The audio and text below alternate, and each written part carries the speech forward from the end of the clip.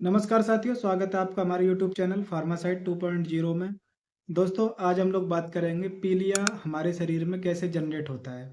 पीलिया किन कारणों से होता है, क्या-क्या इसमें तकलीफ़ें होती हैं, क्या-क्या इसके लक्षण होते हैं और कौन सी इसमें जाँचें करानी चाहिए। इन सभी के ऊपर हम लोग बात करेंगे। वीडियो बहुत ही ज़्यादा इन्फॉर्मेटिव होने वाली है।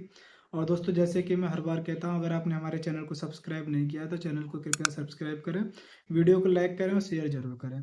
तो दोस्तों, जो पीलिया होता है, ये हमारे शरीर में एक पदार्थ बनता है, खराब पदार्थ जिसको बोला जाता है। आरबीसी के टूटने के कारण बिलिरुबिन नामक एक पदार्थ बनता है, जो कि हमारे ब्लड में जब इकट्ठा होने लग जाता है ज़्यादा ही, ज़रूरत से ज़्यादा, तो वो पीलिया को डेवलप करता है। ये अपने आप में कोई बीमारी नहीं होती है, ये किसी अन्य बीमारी का संकेत या फिर लक्षण होता है। दोस्तों, पीलिया के बारे में कुछ लोगों की गलत अवधारणाएँ हैं, जैसे कि पीलिया गन्ना का जूस पीने से ठीक हो जाता है या फिर पीलिया में दवाइयाँ नहीं खानी चाहिए, उससे और भी ज़्यादा बढ़ जाता है। तो ये जितनी भी अवधारणाएँ हैं, ये बहुत ही ज़्यादा गलत हैं। इनको सत्य मानना थोड़ा-सा कठिन ज़रूर है। लेकिन दोस्तों, पीलिया के लिए ये सभी चीज़ें नहीं करनी चाहिए। सबसे पहले हमें एक अच्छा डायग्नोज़ करना चाहिए, बीमारी का कारण पता करना चाहिए, उसके बाद में उसका ट्रीटमेंट लेना चाहिए। साथियों, हमारा शरीर वैसे तो कई सारे वेस्ट प्रोडक्ट डेवलप करता है बॉडी में, क्योंकि जब कोई भी मशीन हुई, कोई भी चीज़ हुई, तो वो चलने के साथ में जब अपनी कोई ऊर्जा के लिए कोई चीज़ का सेवन करती है, तो उसमें से फ़िल्टर करती है, चीज़ों को अपने अंदर रखती है और वेस्ट प्रोडक्ट को बाहर निकाल देती है। ऐसे ही हमारी बॉडी का काम होता है।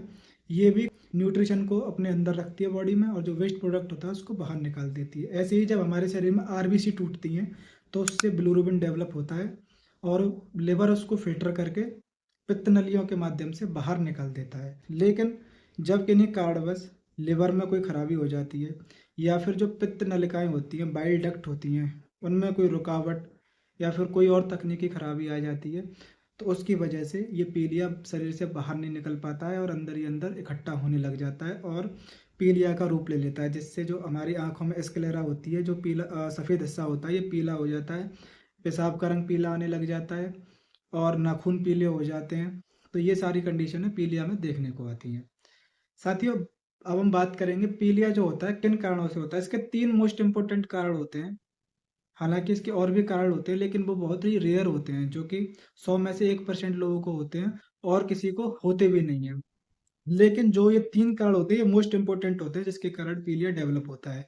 जिसमें सबसे पहले नंबर पर आता है हेपेटोसेलुलर जॉन्डिस, जिसमें लिवर डैमेज हो जाता है, लिवर की सेल्स डैमेज हो जाती हैं। दूसरा ऑब्स्ट्रक्टिव जॉन्डिस, जिसमें पित्त नलिकाओं में रुकावट हो जाती है। और तीसरे नंबर पर आता है दोस्तों हीमोलाइटिक जॉन्डिस, जिसमें आरबीसी टूटती है। साथियों, सबसे पहले आप ये समझिए कि जो प्रोसेस होती है बिलिरुबिन को और पित्त को शरीर से बाहर निकालने की, तो जो आप इमेज देख रहे हो, इसमें सबसे पहले जो भी हम चीज़ खाते हैं, उसको लिवर एनर्जी के रूप में तोड़ता है और उसको हमारी बॉडी को प्रोवाइड कराता है, और जो वेस्ट प्रोडक्ट होता है उसको छान कर इन पित्त नलिकाओं के सामने, जो आप हरे कलर में देख रहे हो, हरे रंग में देख रहे हो, ये पित्त नलिकाएं होती हैं। तो इन पित्त नलिकाओं से होता हुआ वो गॉल ब्लैडर में जाता है, पित्ताशय में, पित्त की थैली में, और उन पित्त की थैली से होता हुआ ये पित्त नलिकाओं से फिर जाता है अग्नाशय में, और अग्नाशय से पैनक्रियास से होता हुआ सीधा छोटी आंत में जाता है और छोटी आंत उसको मल के रूप में बाहर निकाल देती है। तो ये इसका सिस्टम होता है। जब इन्हीं किसी सिस्टम में कोई खराबी आ जाती है, तो उसकी वजह से पीलिया डेवलप होता है, बिलिरुबिन डेवलप होता है। तो साथियों, संक्षेप में समझते हैं। सबसे पहले हम समझेंगे हेपेटोसेलुलर जॉन्डिस को, जो कि लिवर की सेल्स के खराब होने के कारण होता है। साथियों, हमारा जो लिवर होता है, ये कई सारी सेल्स से मिलकर बना होता है, कोशिकाओं से मिलकर बना होता है, जो कि लिवर के सभी काम करती हैं, जो कि खाने को ऊर्जा के रूप में बदलती हैं, गंदगी को फ़िल्टर करके बाहर निकालती हैं।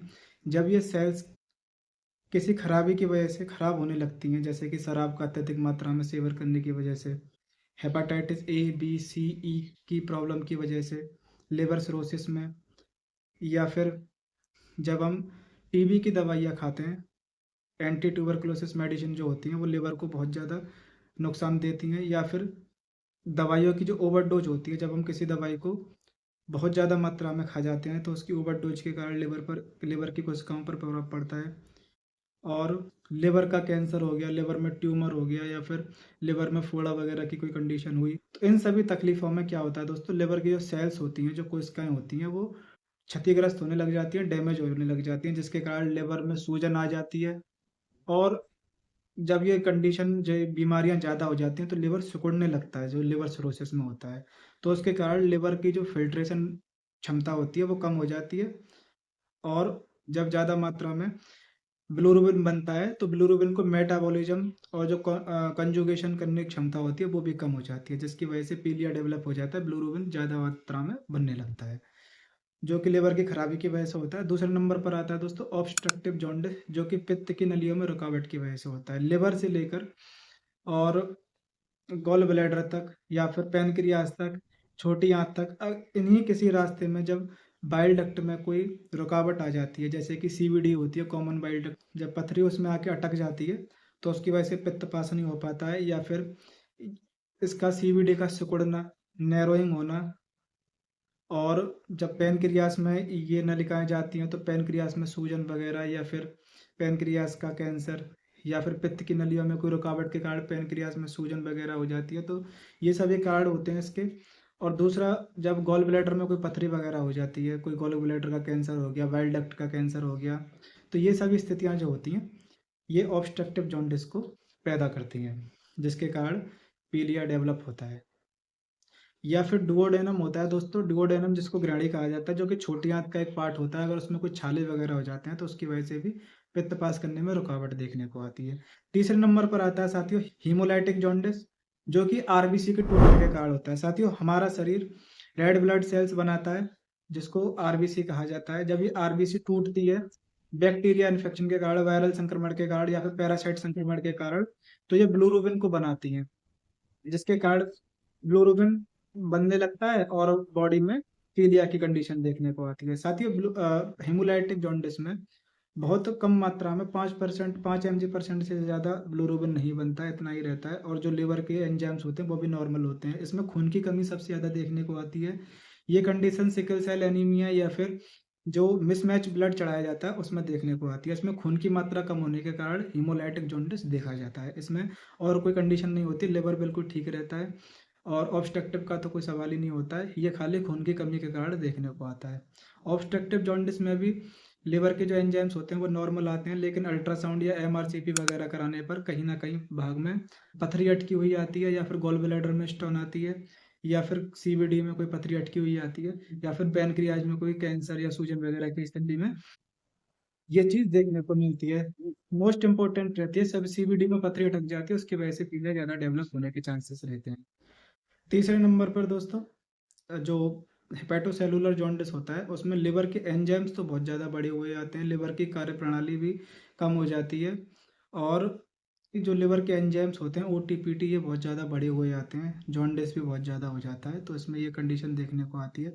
अब बात करते हैं साथियों इन तीनों ही जॉन्डिस में कौन कौन से लक्षण देखने को आते हैं। तो सबसे पहले नंबर पर हम बात करेंगे हेपेटोसेलुलर जॉन्डिस, जो कि लिवर की खराबी की वजह से होता है। इसमें सबसे पहले नंबर पर भूख चली जाती है, भूख बिल्कुल भी नहीं लगती है, पेट फूल जाता है, पेट में पानी इकट्ठा हो जाता है, हाथ और पैरों पर सूजन आ जाती है, पीलिया हो जाता है, जो कि आंखों में साफ दिखाई देता है, पेशाब का रंग भी पीला आने लग जाता है, और जो मल आता है, जो लेटरिन आती है, वो स्लेटी कलर की आती है। ऑब्स्ट्रक्टिव जॉन्डिस में दोस्तों सबसे ज़्यादा खुजली रहती है, इसमें प्रचंड खुजली देखने को मिलती है, जो कि सूखी खुजली रहती है, पेट में दर्द रहता है, ठंड के साथ बुखार आ सकता है, भूख भी चली जाती है, इसमें उल्टियाँ रहती हैं, वॉमिटिंग ज़्यादा रहती है, दर्द पेट से लेके कमर तक जा सकता है। ये सभी स्थितियाँ इसमें देखने को आती हैं। और जो बिलिरुबिन का लेवल होता है ये बहुत ज़्यादा हाई देखने को आता है। इन तीनों ही जॉन्डिस में ऑब्स्ट्रक्टिव में सबसे ज़्यादा बिलिरुबिन लेवल देखने को आता है, इसी में सबसे ज़्यादा बढ़ता है, और ये सभी तकलीफ़ें इसमें देखने को मिलती हैं।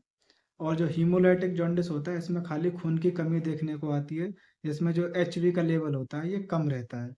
वहीं साथियों, अगर इसकी जांचों की बात की जाए, इसकी कौन कौन सी इन्वेस्टिगेशन करानी चाहिए, तो इसमें सबसे पहले नंबर पर सीबीसी करानी चाहिए, जो कि हीमोलाइटिक जॉन्डिस का डायग्नोस करती है।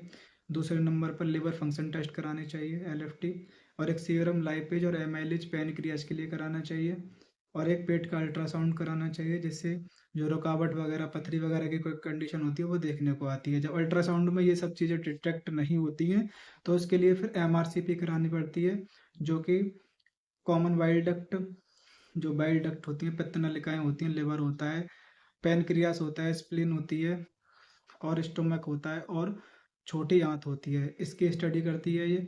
एमआरआई की तरह जांच होती है, तो ये इन सभी चीज़ों का इमेज लेती है और जो भी इसमें खराबी होती है उसको डिटेक्ट करती है। तो ये सभी जांचें पीलिया के लिए बहुत ही ज़्यादा महत्वपूर्ण होती हैं साथियों।